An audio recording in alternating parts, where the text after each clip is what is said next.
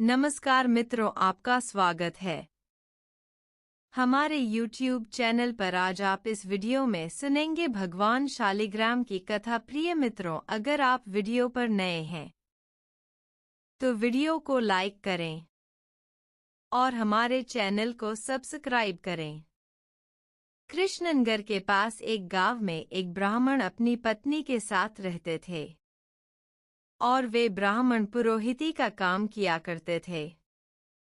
एक दिन यजमान के यहाँ पूजा कराकर घर लौटते समय उन्होंने रास्ते में देखा कि एक मालिन साग वाली एक ओर बैठी साग बेच रही थी और बहुत भीड़ भी लगी हुई थी। कोई साग तुलवा रहा है तो कोई मोल कर रहा है। पंडित जी रोज उसी रास्ते जाते थे और वो साग वाली को भी वहीं देखते थे। एक दिन किसी जान पहचान के आदमी को साग खरीदते देखकर वे भी यहीं खड़े हो गए। उन्होंने देखा साग वाली के पास एक पत्थर का बाट है। उसी से वह 5 सेर वाले को 5 सेर और 1 सेर वाले को 1 सेर साग तौल रही है। एक ही बाट सब तौलों में समान काम देता है। पंडित जी को बड़ा आश्चर्य हुआ। उन्होंने सागवाली से पूछा, तुम इस एक ही पत्थर के बाट से कैसे सबको तौल देती हो? क्या सबका वजन ठीक उतरता है? पंडित जी के परिचित व्यक्ति ने कहा, हाँ पंडित जी, यह बड़े अचरज की बात है। हम लोगों ने कई बार इससे लिए हुए साग को दूसरी जगह तौलकर आजमाया, पूरा वजन सही सही उतरा।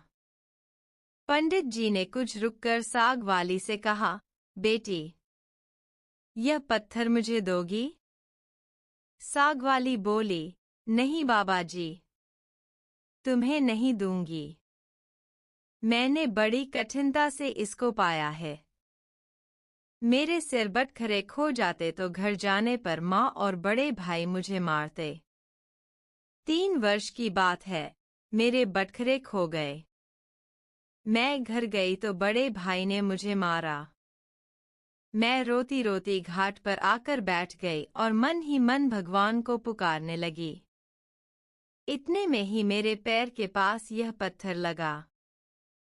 मैंने इसको उठाकर ठाकुर जी से कहा, महाराज, मैं तौलना नहीं जानती, आप ऐसी कृपा करें जिससे इसी से सारे तौल हो जाए। बस तब से मैं इसे रखती हूँ। अब मुझे अलग अलग बटखरों की जरूरत नहीं होती। इसी से सब काम निकल जाता है। बताओ, तुम्हें कैसे दे दूं? पंडित जी बोले, मैं तुम्हें बहुत से रुपए दूंगा। सागवाली ने कहा, कितने रुपए दोगे तुम? मुझे वृंदावन का खर्च दोगे? सब लोग वृंदावन गए हैं, मैं ही नहीं जा सकी हूँ। ब्राह्मण ने पूछा, कितने रुपए में तुम्हारा काम होगा? सागवाली ने कहा, पूरे 300 रुपए चाहिए। ब्राह्मण बोले, अच्छा बेटी, यह तो बताओ, तुम इस शिला को रखती कहाँ हो? सागवाली ने कहा, इसी टोकरी में रखती हूँ बाबा जी। और कहाँ रखूंगी?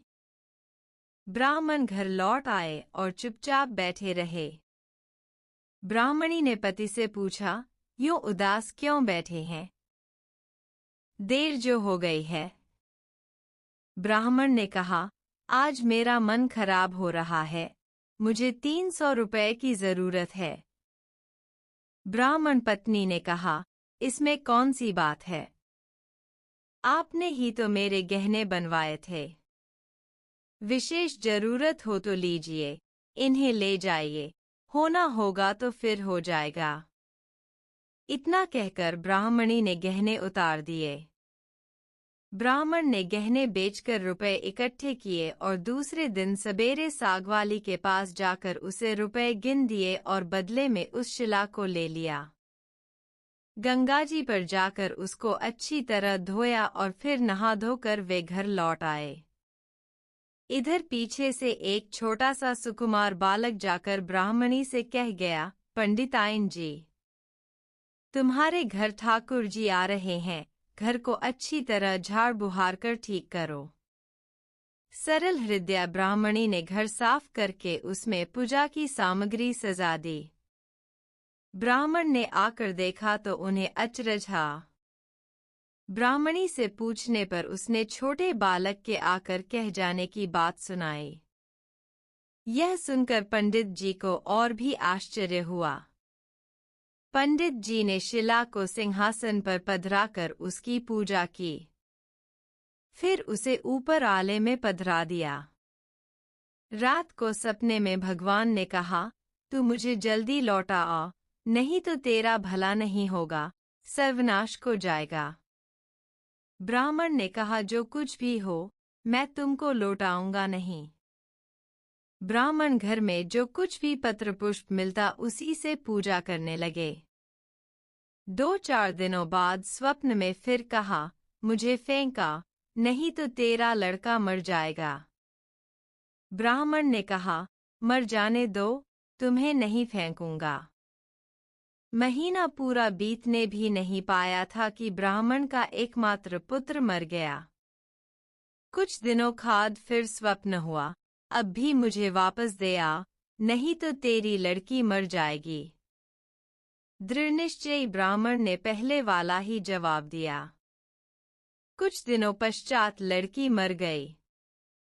फिर कहा कि अब की बार स्त्री मर जाएगी। ब्राह्मण ने इसका भी वही उत्तर दिया। अब स्त्री भी मर गई। इतने पर भी ब्राह्मण अचल रहा। लोगों ने समझा, यह पागल को गया है। कुछ दिन बीतने पर स्वप्न में फिर कहा गया, देख, अब भी मान जा, मुझे लौटा दे, नहीं तो 7 दिनों में तेरे सिर पर बिजली गिरेगी।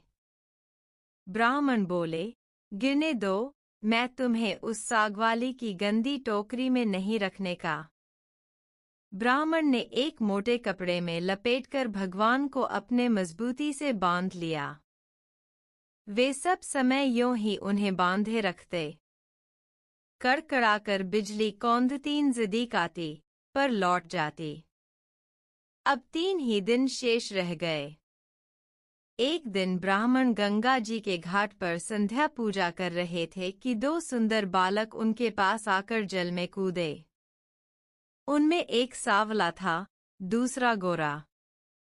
उनके शरीर पर कीचड़ लिपटा था। वे इस ढंग से जल में कूदे कि जल उछलकर ब्राह्मण के शरीर पर पड़ा। ब्राह्मण ने कहा, तुम लोग कौन हो, भैया? कहीं इस तरह जल में कूदा जाता है? देखो, मेरे शरीर पर जल पड़ गया, इतना ही नहीं, मेरे भगवान पर भी छींटे पड़ गए। देखते नहीं, मैं पूजा कर रहा था। बालकों ने कहा, ओहो, तुम्हारे भगवान पर भी छींटे लग गए। हमने देखा नहीं बाबा। तुम गुस्सा न होना। पंडित जी ने कहा, नहीं भैया, गुस्सा कहाँ होता हूँ। बताओ तो तुम किसके लड़के हो? ऐसा सुंदर रूप तो मैंने कभी नहीं देखा। कहाँ रहते हो भैया? आहा, कैसी अमृत घोली मीठी बोली है। बालकों ने कहा, बाबा, हम तो यहीं रहते हैं। पंडित जी बोले, भैया, क्या फिर भी कभी मैं तुम लोगों को देख सकूंगा? बच्चों ने कहा, क्यों नहीं बाबा, पुकारते ही हम आ जाएंगे। पंडित जी के नाम पूछने पर, हमारा कोई एक नाम नहीं है, जिसका जो मन होता है उसी नाम से वह हमें पुकार लेता है। सावला लड़का इतना कहकर चला, लो मुरली, जरूरत हो तब इसे बजाना, बजाते ही हम लोग आ जाएंगे। दूसरे गोरे लड़के ने एक फूल देकर पंडित जी से कहा, बाबा, इस फूल को अपने पास रखना, तुम्हारा सदा मंगल होगा। वे जब तक वहां से चले नहीं गए, ब्राह्मण निर्निमेष दृष्टि से उनकी ओर आंखें लगाए रहे। मन ही मन सोचने लगे, आहा, कितने सुंदर हैं दोनों, कभी फिर इनके दर्शन होंगे। ब्राह्मण ने फूल देखकर सोचा, फूल तो बहुत बढ़िया है, कैसी मनोहर गंध आ रही है इसमें, पर मैं इसका क्या करूंगा और रखूंगा भी कहाँ। इससे अच्छा है राजा को ही दे आऊं।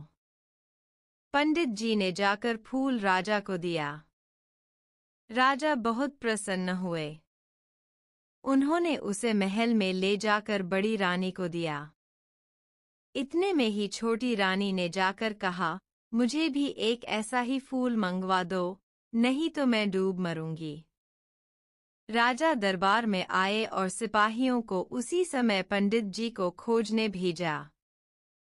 सिपाहियों ने ढूंढते जाकर देखा, ब्राह्मण देवता सिर पर सिला बांधे पेड़ की छाया में बैठे गुनगुना रहे हैं। वे उनको राजा के पास लिवा लाए। राजा ने कहा, महाराज, वैसा ही एक फूल और चाहिए। पंडित जी बोले, राजन, मेरे पास तो वह एक ही फूल था, पर देखिए, चेष्टा करता हूं। ब्राह्मण उन लड़कों की खोज में निकल पड़े। अकस्मात उन्हें मुरली वाली बात याद आ गई। उन्होंने मुरली बजाई। उसी क्षण गौर श्याम जोड़ी प्रकट हो गई। ब्राह्मण रूप माधुरी के पान में मतवाले हो गए। कुछ देर बाद उन्होंने कहा, भैया, वैसा एक फूल और चाहिए। मैंने तुम्हारा दिया हुआ फूल राजा को दिया था। राजा ने वैसा ही एक फूल और मांगा है। गोरे बालक ने कहा, फूल तो हमारे पास नहीं है, परंतु हम तुम्हें एक ऐसी जगह ले जाएंगे जहां वैसे फूलों का बगीचा खिला है। तुम आंखें बंद करो। ब्राह्मण ने आंखें मूंद लीं। बच्चे उनका हाथ पकड़कर न मालूम किस रास्ते से बात ही बात कहा ले गए। एक जगह पहुंचकर ब्राह्मण ने आंखें खोली। देखकर मुग्ध हो गए। बड़ा सुंदर स्थान है। चारों ओर सुंदर सुंदर वृक्ष लता आदि पुष्पों की मधुर गंध से सुशोभित हैं।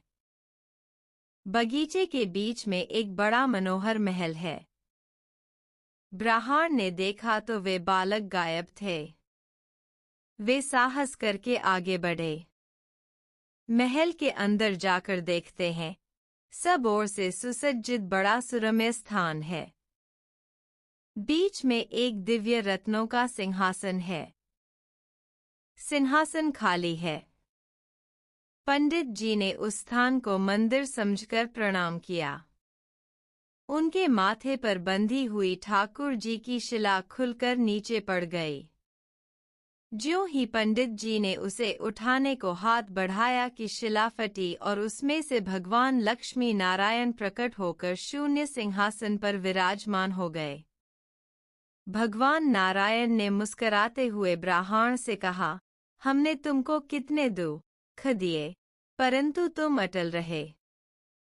दुख पाने पर भी तुमने हमें छोड़ा नहीं, पकड़े ही रहे, इसी से तुम्हें हम सशरीर यहाँ ले आए हैं। जो भक्त स्त्री, पुत्र, घर, गुरुजन, प्राण, धन, इहलोक और परलोक छोड़कर हमारी शरण में आ गए हैं, भला उन्हें हम कैसे छोड़ सकते हैं। इधर देखो, यह खड़ी है तुम्हारी सहधर्मिणी, तुम्हारी कन्या और तुम्हारा पुत्र। ये भी मुझे प्रणाम कर रहे हैं। तुम सबको मेरी प्राप्ति हो गई।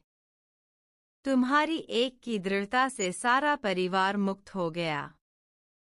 प्रिय मित्रों, आपको यह भगवान शालिग्राम की कथा कैसी लगे, कमेंट जय श्री हरि जरूर लिखें। मित्रों, वीडियो पर अंत तक बने रहने के लिए बहुत बहुत धन्यवाद।